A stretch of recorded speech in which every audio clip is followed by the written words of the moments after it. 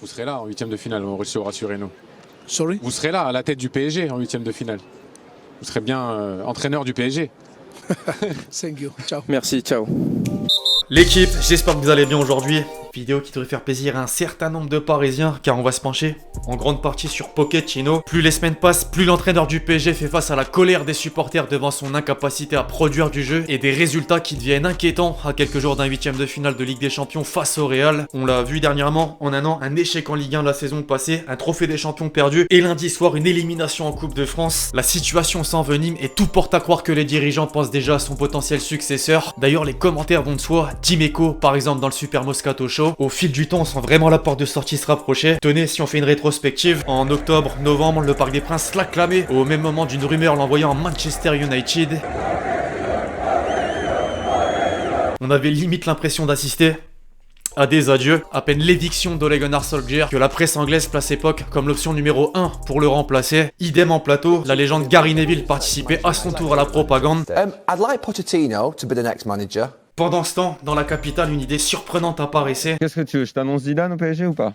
Je sais pas. Allez, juin au plus tard. Je n'exclus pas qu'il dirige Mbappé au PSG. Riolo nous faisait comme pour Messi un an en arrière, cette fois avec Zidane. Certains médias sont même allés un peu plus loin en parlant d'une rencontre secrète entre les deux parties, des discussions qui auraient été entamées. Néanmoins, c'est jamais bon de voir ce genre de truc rendu public. Leonardo a démenti dans la foulée et à plusieurs reprises, dont ici dans France Football. Et alors, on pensait en avoir terminé. 2022 est arrivé. Le Parisien a remis ses deux dossiers sur la table. L'Argentin serait toujours en contact avec le board mancunien. Mieux, le divorce avec la capitale aurait déjà presque abouti. Le journal explique que la direction parisienne a tenté de se séparer de Mauricio à la mi-saison et a continué d'insister auprès de certains entraîneurs pour les convaincre en janvier, en particulier Zidane. Ça c'est pas fait. L'été prochain par contre un départ semble se profiler. L'équipe a rapporté que le bonhomme a confié à ses proches qu'il ne se fait plus d'illusions quant à son avenir à Paris. Absolument tout dépend de l'AC1. Une information confirmée par Foot Mercato et une source proche du club. Mister V peut intervenir. Ça fait beaucoup là, non? Concrètement c'est le cas de le dire. En parallèle en Angleterre, ça c'était la une des quotidiens sportifs ce matin. Effectivement, toutes ces nouvelles sont pas passées inaperçues et Ralph Rangnick est susceptible de pas faire long feu.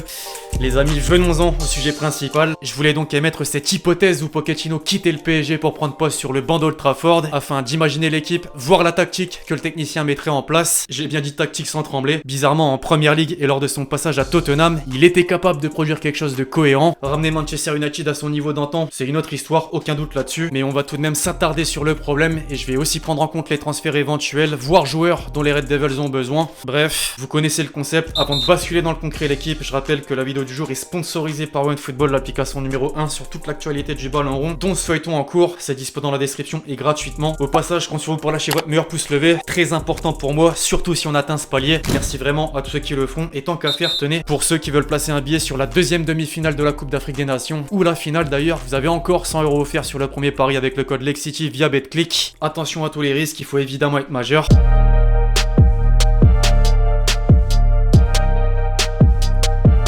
D'abord, posons les bases en faisant un état des lieux. L'intérimaire actuel en place et l'ancien leader de réseau Red Bull est connu pour avoir, entre guillemets, révolutionné le football allemand en mettant l'accent sur le pressing, contre-pressing et les transitions rapides vers l'avant. Le tout dans un système en 4-2-2-2. Rangnick voit toujours deux milieux de terrain qui patrouillent devant la ligne arrière, mais qui appuient également haut et se replacent pour couvrir les arrières latéraux. Actuellement, ce fondement est encore véridique. Or, le 4-2-3-1 est privilégié. On peut justement faire le lien avec Pochettino qui adore ce dispositif pour l'avoir utilisé chez les Spurs et aussi au PSG parfois. Je me suis basé là-dessus. Commençons dans les cages, sans surprise d'Herrera. Le portier espagnol devrait pas bouger. Pareil pour la charnière centrale. Varane, arrivé cet été en provenance de Madrid, et le très critiqué Maguire. Il a tellement fait d'erreurs qu'on a du mal à comprendre son coût d'achat estimé à 87 millions d'euros en 2019. Un vrai renfort à ce poste serait pas insensé concrètement. Sur la gauche de cette défense, deux choix sont possibles. Le premier, Alex Telles. Il est assez complet et se met en valeur par ses passes. Quant au second, Wan-Bissaka. Après avoir été formé en tant qu'ailier, il possède toutes les qualités techniques d'un latéral moderne. En matière d'interception et de dribble, à son prime c'est fort, d'autant qu'il peut aussi jouer à droite. Néanmoins, Dalot est beaucoup plus souvent positionné. Je suis pas spécialement fan et apparemment les dirigeants non plus. La saison dernière, le Portugais avait été prêté à l'AC Milan, mais il y est pas resté pour retrouver l'effectif d'Ole Gunnar Solskjaer. Un retour demandé peut-être par manque de possibilités. Je suis persuadé que l'un des objectifs du prochain mercato sera de recruter un défenseur droit. Par exemple, aller chercher le Marocain Mazraoui qui s'est révélé en Ligue des Champions serait loin d'être débile. Il est bon défensivement comme offensivement, intelligent sur le plan de la position selon la situation et et bénéficie en plus d'avoir travaillé sous la direction d'un coach très créatif, Erik ten Hag. On entend énormément Pochettino, mais le néerlandais a longtemps circulé dans les noms à la succession. Affaire à suivre. On monte d'un cran au milieu, le secteur le plus important du système où des renforts seraient de bon augure la saison prochaine. Pour l'instant, McTominay fait l'affaire. Or, il est censé travailler plus haut sur le terrain. Un club de ce standing peut envisager d'autres solutions plus confirmées. Parmi les pistes, j'inclus la machine à presser de Leipzig, Konrad Laimer. Il traque le ballon sans relâche et dès la récupération, il cherche toujours à le déplacer verticalement. Son profil conviendrait parfaitement dans ce style. On peut d'ailleurs en dire autant d'un de ses coéquipiers, Aïdara. L'un comme l'autre sont polyvalents, très expérimentés et ils ont le même âge au passage. 24 ans, afin de multiplier les choix, même si c'est moins évident. Edson Alvarez de l'Ajax, il y a énormément à piocher là-bas, c'est fou. Côte à côte, on retrouve désormais Fred, mais on peut réfléchir à nouveau à d'autres options. Caissier, par exemple, on connaît son cas. L'Ivoirien approche de la fin de son contrat, et pour un milieu défensif aussi talentueux, il sera certainement le joueur le plus courtisé d'ici le mois de juin. Puis à coup sûr, tenez, l'intérêt pour Camara se réitérera. Cet hiver, on s'attendait à ce qu'il parte de l'OM, Keneny, mais Marseille et Emerick, ça reste comme tel. Normal, j'ai pas évoqué Pogba au vu de sa situation. Visiblement,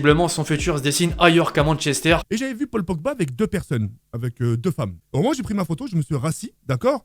Et quoi, 2 minutes après, au moment où je me suis rassis, 2 minutes après, et bah, t'as Nasser qui surgit de nulle part et qui justement croise Pogba, qui sont un check comme ça, ils se serrent la main, ils discutent à peu près 3-4 minutes de boucle, etc. Après, si ça se fait pas, évidemment je le mets. Concernant la deuxième ligne, la plus offensive, en 10, l'irremplaçable Bruno Fernandes.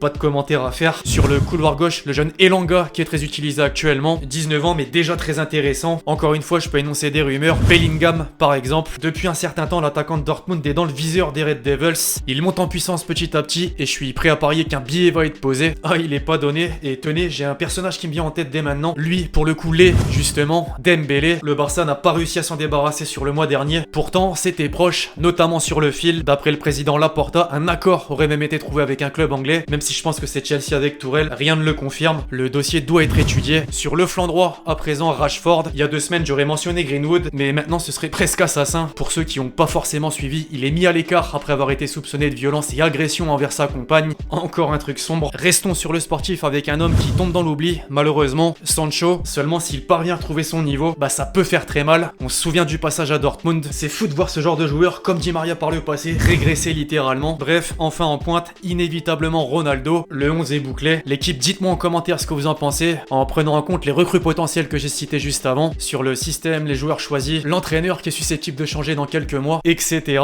Les amis, j'espère que la vidéo vous a plu. Je compte sur vous si c'est le cas pour lâcher votre meilleur pouce bleu. Très important. Donnez-moi vos avis sur tout ce qu'on a pu aborder, notamment en introduction sur Zizou. Le feuilleton est loin d'être terminé. D'ici là, on se retrouve très vite sur la chaîne pour de nouvelles vidéos. C'était Lexi. Ciao, ciao.